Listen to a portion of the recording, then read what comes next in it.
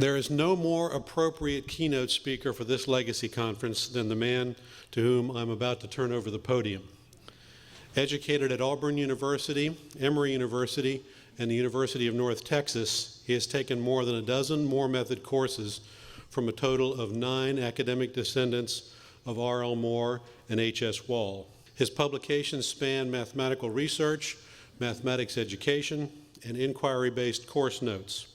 He has mentored more than 24 faculty members, each of whom implemented the Moore Method for the first time under his direction. Math Nerds, the nonprofit mathematics help site that he co-founded, has provided discovery-based guidance to more than 200,000 students worldwide. He is co-founder and managing editor of the Journal of Inquiry-Based Learning in Mathematics, an online journal dedicated to publishing refereed IBL course guides. He is already known to many here as the lead co-author of The Moore Method, A Pathway to Learner-Centered Instruction, the how-to manual for the Moore Method. I am pleased and honored to present from Lamar University in Beaumont, Texas, my colleague and friend, Dr. William Ted Mahavier. So we've already broken tradition with the Moore Method because they're supposed to allow the weakest students to go first. And with Paul and David, Karen and Tina, they've definitely broken tradition there. I'd like to thank them all for their lectures. And now I'd like to ask you a question. How many of you remember a class or an event in your life that you feel massively changed your ability or your confidence? I'm guessing 50% looking out. It's possible to change somebody in the classroom in ways other than teaching them mathematics. So it would be inappropriate to start the conference without thanking the MAA and Mr. Lucas. No man has done more to promote the Moore Method than Mr. Lucas, and no organization supports teaching of mathematics more so than the MAA. I'm wearing their tie in honor of the MAA, which my sister gave me. So I want to start 16 years ago. Y'all had everybody had a or at least half the audience here had a transformative experience. And I started teaching sailing lessons when I was 12 years old. I didn't know that's what I was doing. I didn't know I was a teacher then. And I started thinking about teaching mathematics when they threw me in front of a class. And not long after that, I went to work, and I wrote this, and it seems rather lengthy. I promise most of my slides won't have this much on them. I believe that the most common mistake made by teachers is that we forget what our principal objective should be. We walk into the classroom saying, here is the syllabus that I must cover this semester, forgetting that the need in the classroom is to prepare the student to handle the situations that arise after leaving the classroom. As teachers, we place too much emphasis on the material we must cover at the expense of teaching students how to learn on their own. Suppose your students learned every fact they were taught. Are these facts sufficient for success as they go to work or go to graduate school? No. More likely, the problems the student faces will require new material and applying some of the material they already know. And the key to whether the student succeeds or fails is his ability to learn on his own. Now, in my goal to become as good a politician as Michael Starbird, I would make some changes to this. First, I would apply gender-neutral writing. We've already seen that the Moore Method is very appropriate for young ladies. I certainly think that's the case. I think women benefit just as much as men do, and maybe more. By the way, there's a cute vignette of my life here. That's the amount of paperwork it requires to make full professor at Lamar. Just so you people that are just starting your careers know, start a pile. When it gets to there, apply. I would add that the way to increase the number of students who develop the ability to learn on their own is to create an environment in which the opportunity exists for a transformational experience within that student. So at least half the audience has already raised their hand and said that they've experienced some kind of transformational experience that changed the way they thought or changed their life for the better.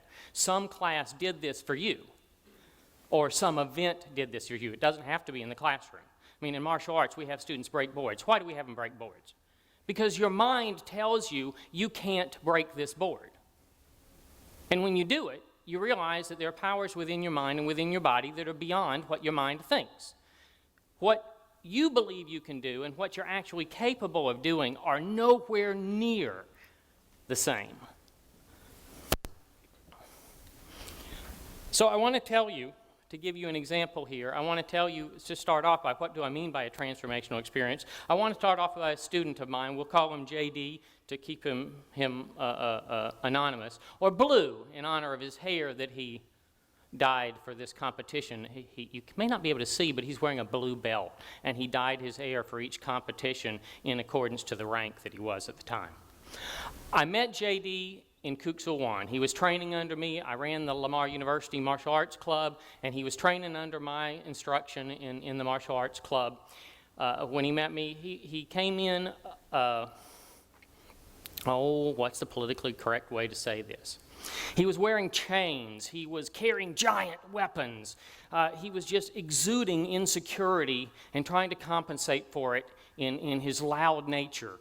A perfect description of me.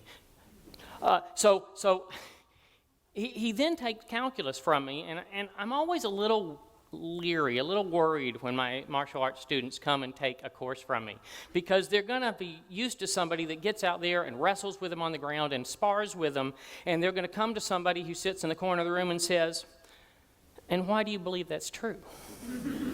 and so that drastic change, I'm always worried that they won't take well to it. He took fine to it. He made a B. He did some impressive work in the course. And then he took Calculus 2 with me and failed it. And all our F's upset us. But especially our F's of a bright student who's training with you 3 days a week in martial arts, has already made a B in the first class, so much for the theory that people who take an inquiry-based learning class do better in the next class. And so you're concerned about this student, and rightly so. And then he took Calculus 2 under someone who will remain unknowns to you and earned an A. Or was given an A. I don't know which. And then he took discrete math for me. I didn't destroy him because he's decided to sign up for another class from me. This is a good sign. So I'm excited when I see him the first day in class. I say, "JD," and he's right on the front. In fact, he's not only right on the front, he's right in the middle of the front, which in our classrooms are like this close. And there's nobody within 2 rows of it. I don't know if my reputation preceded me, I don't know why, but everybody's in the back and JD's in the front.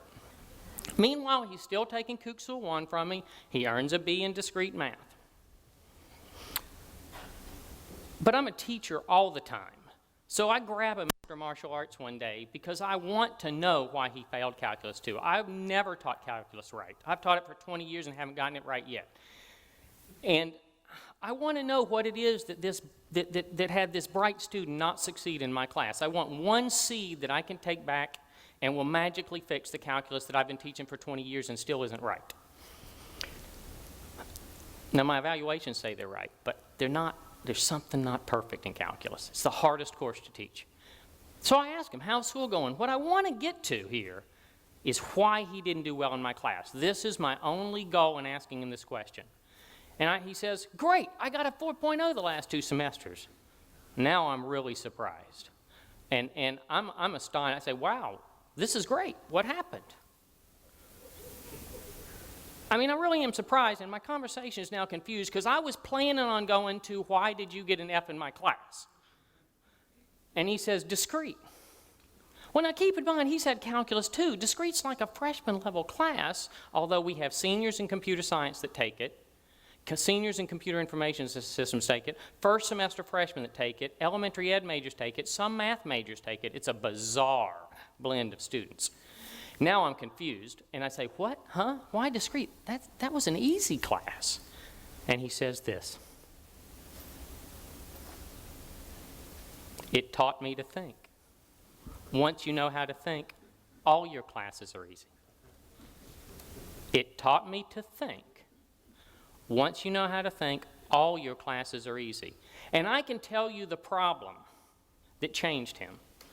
There was this set equality. It has 1,000 symbols on the left side with A's, B's, C's, intersections, and unions, and 2,000 symbols on the right side. I might be exaggerating by a factor of 1,000.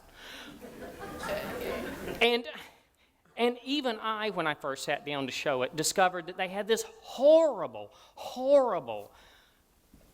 it was brilliantly written.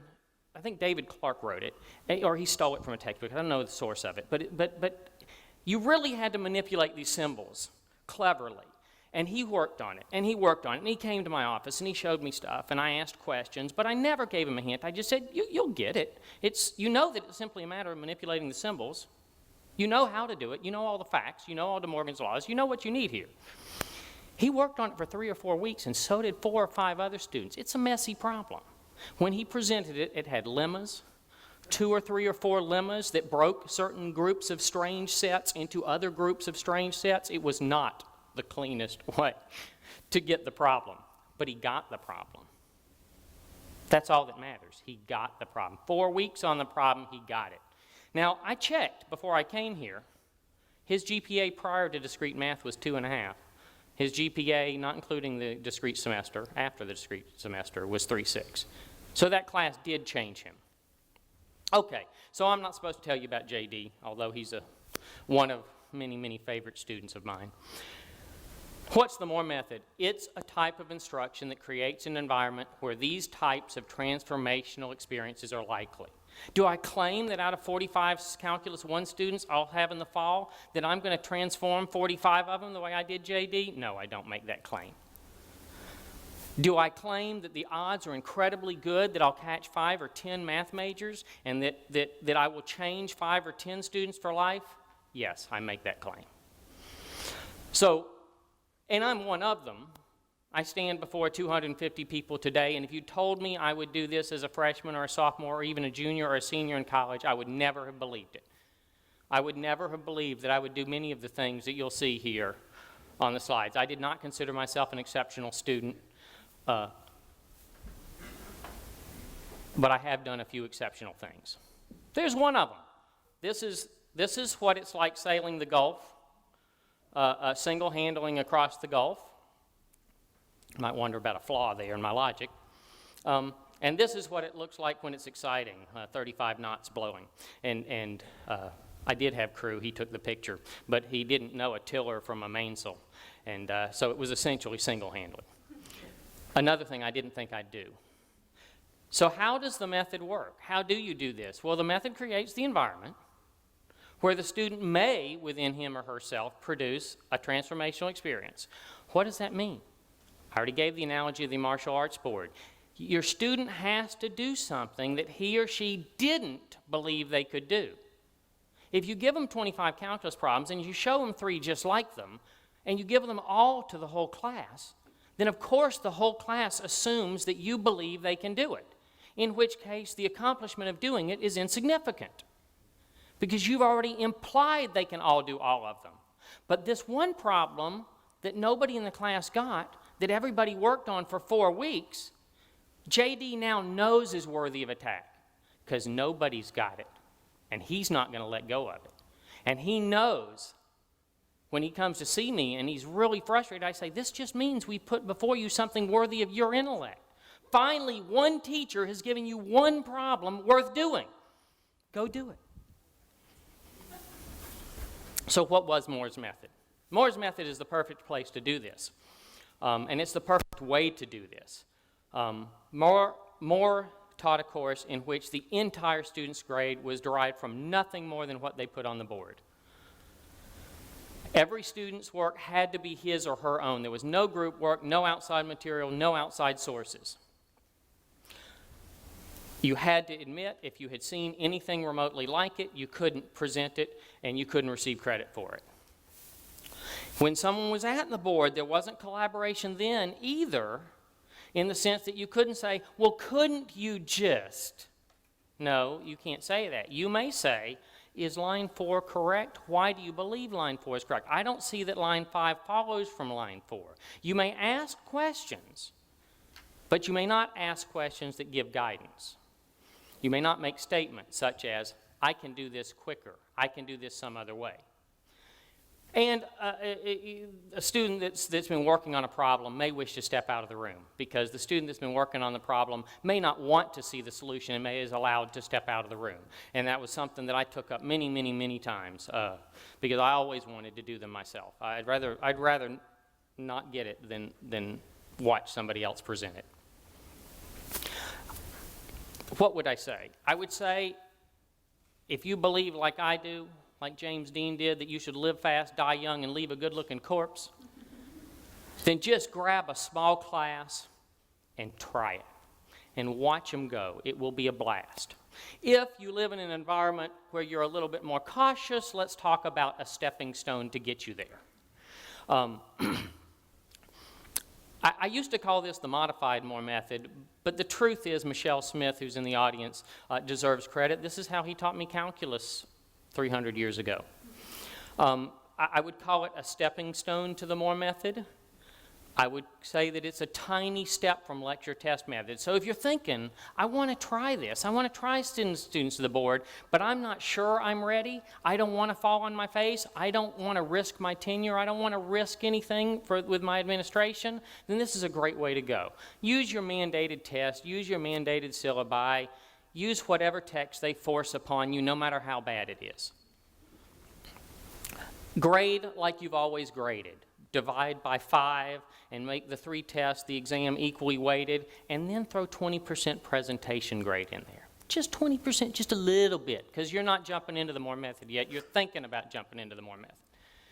And let presentations constitute maybe a third of class time. You lecture Monday and Wednesdays. Maybe you write a few problems on the board.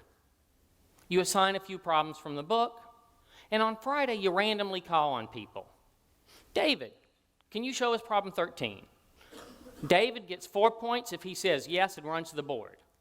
Immediately, as soon as he runs to the board and I've written the 4 down, Japheth, can you do problem 23?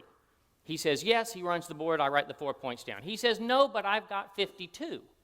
I write a 3 down, send him to the board. Gets 3 out of 4 points. He says, I was out drinking last night, didn't do anything, but I'm here, I give him 1 point. You might ask, how do you get 2 points? So, every problem that goes on the board or on the test is worth 4 points. Now, when I tell them, you're going to get 4 points for every problem you put on the board. I'm not going to go back. It would be work to scratch out that 4 and give you a 3 or a 2, and basically I'm too lazy to do that. So, you're going to get 4 points every time you go to the board. What I'm going to do is correct them so that you know how I'm going to grade on the next test. So when I go to the board and I make changes or ask students if it's right or you make changes, then we're just making sure you're ready for the test. This is super efficient. It's super low stress because I let the students, if they want to, present their own work. If when we get to number 23 on the board, I say, David, you want to show them how it's done? And David would. He runs up there and shows them how he did it and answers any questions. But if he's shy and he doesn't want to, that's no problem. This is Michelle's method. This isn't Moore's method. And I'll just walk up there and say, are there any questions about it? Did he get the right answer? Because I don't check them. They're like, what do you mean you don't check them? I'm like, well, what the hell do I care whether you got it right? I give the grades. I don't get grades. I give grades. You care whether they're right, and somebody finally says, I don't know what he did. And I say, well, do you know why this is true? And I just query them back and forth until we understand the problem. So it's interactive, but it's not the Moore method. But it's a great way to see if you can handle having students run 30% of your class. You have to, if you're going to be a teacher that lets students go to the board 90% of the time, you have to be comfortable having given up control of your class. Now that requires either huge amount of ignorance or a huge ego or just too brave, all of which I fit that requirement. But you've got to figure out how you're going to do it. So what's the warning? The warning is that this is a stepping stone. It's not the Moore method. It will teach the material to your students very effectively, much more effectively for covering material and for making them efficient at doing rote things than either lecture or the Moore method, perhaps. but it's not going to create what I want. I want to change my students. I care that they know calculus, but I care much more that I make a change in their life that they remember 10 years from now as the day they decided to become a math major, or the day they realized, I can do math. I can prove theorems. Because let's face it, if you can prove theorems, you can do anything. I mean, nothing's harder than math. Ask any student, what's the hardest major? Math. They know. If you can do math, you are in the elite. You are the all-powerful. So I still use this method all the time, because if I happen to get saddled with 3 or 4 classes in a semester instead of my preferred 2, then I use this in a couple of my classes because it's so efficient and it works so well. And I give a lot more time to my pure or more method classes. So I want to pause for a second and see if we've got any questions about this method that I can take from the audience. Oh, David, your old hat. Somebody new. Yeah, new lady in the back. The question was, what questions do I use when I teach using this method? I select problems out of the calculus book just like you would if it was a calculus class or a pre-calculus class. I randomly pick every 5th problem out of the text and throw them at them, but I write my own problems as I lecture on Monday, Wednesday, Friday, and those range from trivial, so they'll look back at the notes and actually read what they wrote. Sprinkling them throughout their notes is a way to get them to actually open their notebook and read them. They range from completely trivial to some very challenging problems. When we talk about limits, I might ask some really difficult problems. Some are maybe proofs. So they come from my own writing, just from having taught the course a million times and just making them up on the fly, to ones that I know will be challenging. But the vast majority, when I use this way, I use a book and I just grab the problems out of the book, just like you do. Yes? Two questions. One is, how many students in that class? And the second question is, do you see anything about this method in the course or teaching evaluations at the end of the semester? Oh, those are great questions. One, how many students are in the classes that I teach? I've done this with as few as 15 or 20. I've done it with as many as 48. It's challenging to get enough people to the board when you have as many as 48. I would honestly say the upper limit for it should be 35. The second question was, do I notice something about my evaluations? And that's truth in advertising. Yeah, whenever I teach this way, I get the best evaluations in the department, and I get better evaluations than I do when I teach this way, which I'm about to tell you about. They love it. Every evaluation under what was the best part of this course says putting problems on the board every week. It keeps me caught up with the material. It makes me understand it. Students present better than faculty do. They explain it better. Those evaluations are godlike. It makes it impossible to convince you now to try this, where my evaluations are quite good, but not as good as the other method. But at least I can stand in front of God tomorrow and say I didn't lie to you. Okay, so Moore's rules apply when I teach Moore's method. Moore's rules apply, except that I don't have 100% of my grade coming from the presentation rule. That is, 100% of your grade does not come from what you put on the board. I have 2 grading systems that I use randomly. Sometimes I divide by 3 I take the average of their board work, their midterm final average, and their written work, and sometimes I don't have time to do their written work. The truth is, it's not random, it's how busy my semester is. I like collecting written work every semester. When I teach analysis, written work is something that I take up every Friday, and I spend 3 hours every Saturday morning grading every individual paper, and I give them back to them on Monday, and it's painful.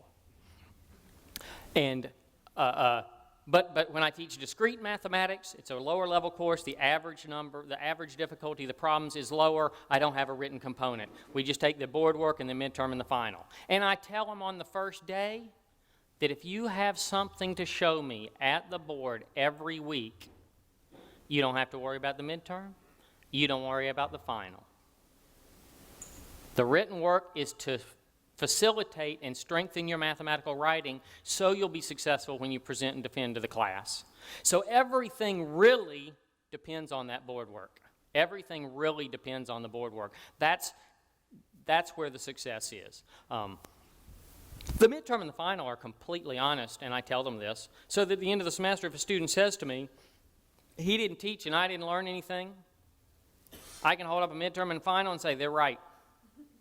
They didn't learn anything, and I didn't teach. But I got a whole bunch of other students who on these same midterm and finals learned a lot. So that's just my protection. I've never needed it, but somehow I feel a little more comfortable having it. But if you're presenting at the board every day and you come in and you say, I got a 50 on the midterm, I say, you keep going to the board and let me worry about it at the end of the semester. Okay, so how does this class work? 90% of the class is presentations. I hand out a theorem sequence, which is available at the Journal of Inquiry-Based Learning on Mathematics. I pass out the problems. They start working on the problems. Unlike here, the students with the least presentations get to go first. Oh, maybe that was it. No, you presented more than I have. Somehow they got ahead of me, and I'm the weakest student. I was supposed to get to go first. The students with the least presentations go first. The students at their seats may not give hints. This sounds just like Moore's method, right? Only the grading is really different here. I try to be incredibly sensitive to the fact that I think our world is not as competitive as it was when Moore had students. And I do take seriously students' anxiety at the board. When I was a student, I stood at the board like this. And I shook when I wrote exactly what I had on my paper that I had proved so confidently that I knew it was right last night. But now I'm in front of people and I'm scared to death. And I was very bad at it and I was very scared to do it. And I was one of those students that says, I'm sorry, I'm scared to go to the board. I really was. I never had the nerve to say it to one of my teachers. And I went to the board, but I was one of those students. So when my students make a mistake, that's the worst time, right? Neuberger had the perfect system. He always said, that's very interesting. That's creative. There's something very, very good here. And then he went off and talked about something else. It took me 4 or 5, that's very creative, to realize that means you've made a mistake and you should sit down. But I never felt bad. I never felt bad in his classes. You always felt good. One of his students once said to me, in Neuberger's class, the great thing is that when you go to the board and he asks you, do you have anything, you could say, I think I can spell my name right today. And he would say, great, would you please show that to us? And you would, and he would go, the penmanship is extraordinary. Does anybody have the next problem? It really, you have to be a coach. You're asking them to do something that scares the living hell out of them. The only way to do that successfully is to encourage them and say, yeah, JD, I know you've got 12 pages of crap here, but you're going to get the problem. You can do it. The written work in my analysis class is due every Friday, Monday, Wednesday, Friday. In all my classes where I take up week, it's due every week. The first, I pull a real trick here that's dishonest. I lie to my students. At the beginning, I let them write up anything they have done or anything anybody else has presented because I want to develop their writing skills. And when people present, they don't put everything on the board. So they need to write these things. They need to learn how to write mathematics and determine whether the statements that follow each other are correct. And so at first, they just write anything they want to write. About 3 weeks into the course, I tell them that they're such an exceptional class that I'd like them to only turn in original work.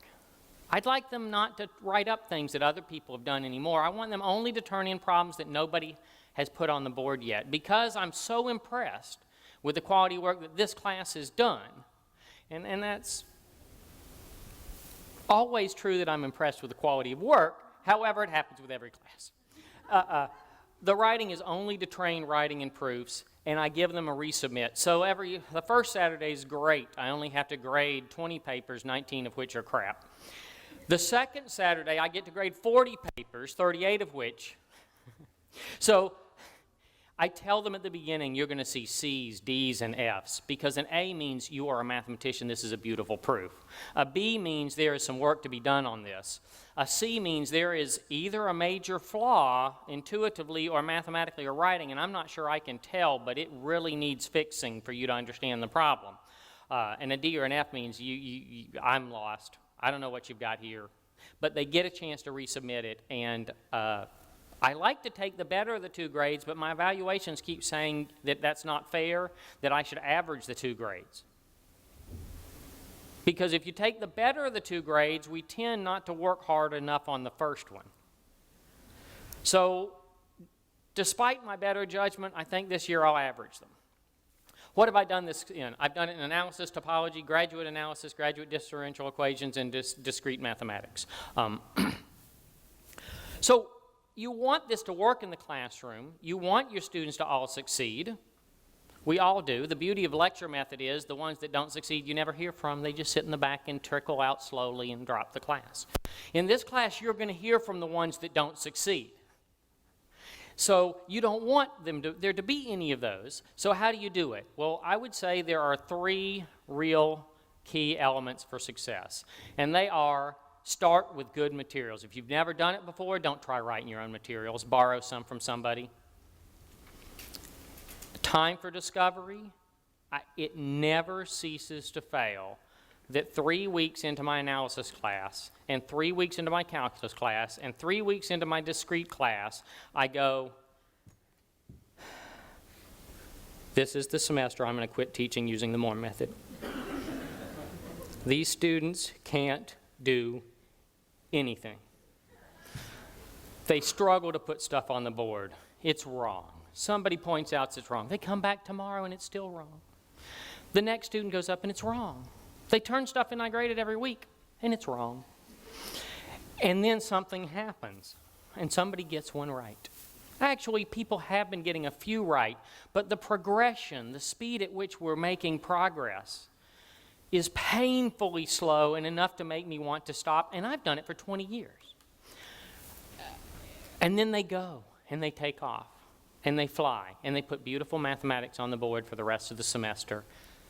And I regain my faith in mathematics and in the method, and I watch them succeed, and I watch them double major, and I watch them convert their majors to math, and I watch them decide to go for our 5-year BS/MS program, and I watch them decide to get masters, and I go, okay, it was worth it. That first 3 weeks of pain was worth it. Nowadays, you have another thing that I didn't have and most people didn't have. You have people that will mentor you, and you have Stan's workshops, and all of those will be mentioned countless times during the conference. But I did want to show you what all of my classes look like. They're pretty boring, just students writing math on the board. That's what they look like. I could show you a film of it, but that's it. So I'm almost out of time here, according to my buzzer. So what I'll say is the following. Having appropriate materials is crucial. Borrow some if you don't feel bold enough to write your own the first time. Dealing with the pedagogy in the class may be challenging enough without writing your materials and dealing with the pedagogy. It's easy to get lost in the writing of the materials and not spend enough time on the individual students. Neuberger said years ago that he thought 150 problems was the right number of problems. I didn't think he was right, so I went and counted all the problems in all my sequences, and 150 problems is the right number of problems. You can see countless examples at the journal that I co-founded with David Clark. Paul, said it best, that you have this wonderful opportunity, and if you challenge the students with problems proportionate to their knowledge, then you give them some taste or means for independent thinking. And that's absolutely what you have to do, because remember, if they're only doing problems that you believe and they believe they can do, then they're not growing. If you only test them, can you walk across the stage? Yes, I can. Ta-da! Then you aren't giving them problems proportionate to their knowledge. And many of those students in your classes are brighter than you are, despite your egotistical thoughts. Many of the students in your classes have much more potential than you give them credit for. And if you give them problems that you think, I did that problem in graduate school, and you throw it out in an analysis class, and the first 3 years of analysis class students don't get it, and then a student does 1 year, then you haven't done any damage. You've done great good. So it's okay to have problems in the notes that nobody can work. We just go, well, we should move on. It's okay if we don't get all the problems. I don't get all the problems I work on. In fact, I'm starting to wonder which side of the list is heavier. Time for discovery is crucial. When kids are in a situation where they're not under pressure to come up with the right answer, they do amazing things. I've already talked about the slow starts. I've already talked about J.D. and his one great idea that I know is the thing that changed his perspective. I know that one problem is the thing that changed his perspective. He broke the back of one problem. And think about it. Would you rather be an accountant and evaluate the books of 100 firms, and that's your idea of success for a year? Or would you rather be the one that held up a phone and said, you know what would be neat? Is if we got rid of the buttons. What if you could touch the screen and have it do something? One great idea is worth 1,000,000 mediocre ones. So I tell my students, don't worry about how many you get me a good one. Just get me something, bring me something. You work on one problem until you get it and show it to me. Karen hints at this. I've done no mathematics education studies of my work. My students are my proof. They come back to me year after year. They send me emails. I know that they believe that what I have done has changed their lives. That's all I need. I don't need any other validation. And I have seen consistently that students from the wrong side of the tracks or that never got mathematics come to me and say, I finally get it. Math never made sense before. Now it does. So I know that it works well for many. I'm not going to talk about teacher attitude. There's a chapter in the book that I was lucky enough to be co-author on that talks about all these things. There I am motorcycling across the country, somewhere in Colorado or Utah. I think that's Utah. I measure success not via math ed. I measure it the old-fashioned way. Are they in class before and after? Are they asking me questions? And the best one is, will it conduct itself in my absence? If I'm going to a conference and I don't believe that I can leave my class and say, hey, what's my role here? And they say, well, you usually ask, does anybody have any questions? Or do we have a proof? And we all decide whether we do or not. I said, well, do you think somebody else could ask that question on Friday? Who's capable of asking that question? And somebody will raise their hand and say, great, I'm not going to be here. I'm giving a talk. You're in charge. Have a great week. I'll see you. Send me an email report and tell me how things went and what we got, so I know where we are on Monday. And I come back on Monday and find out they did twice as much as when I'm there. Never fails. If I leave the room, they do twice as much as when I'm there.